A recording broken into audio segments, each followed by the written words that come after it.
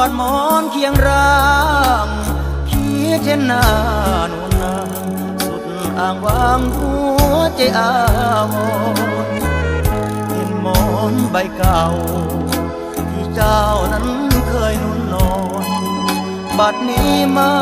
มีงามงอนเขาจรหนีจางจากไปบนเตียงเคยมีน้องนี้เคียงข้างห่มผ้าคลายหนาวให้นางคิดถึงเรือนร่างแทบขาดใจ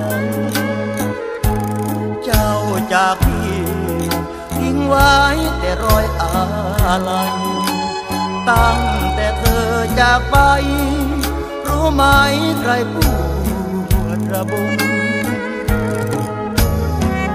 คนเอ๋ยคนรักเคยนอนรวมห้อง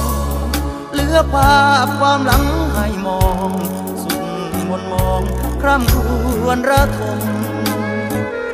หรือพบรักใหม่ลืมเราผู้เคยชื่นชมพี่เองก็คงสิ้นลม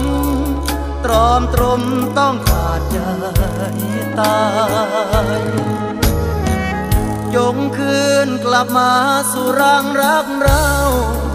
พี่นั้นต้องการเพียงเจ้าห้องนอนหมอนเก่าที่เคยเอนกายให้มันเหมือนเดิมเป็นสุดที่รักของชายตราบชั่วฟ้าดินมาลายขาดนางเพียงกายพี่คงสิ้น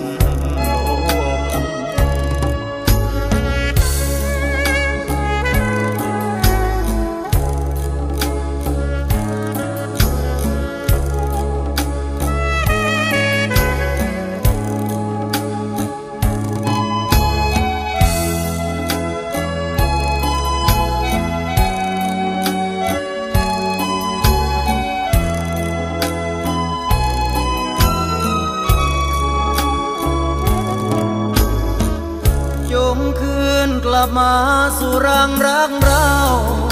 พี่นั้นต้องการเพียงเจ้าห้องนอนหมอนเก่าที่เคยเอนกายให้มันเหมือนเดิม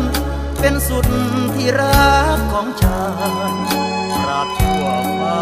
ดินมาลายขาดนางเพียงกายพี่คงสิ้น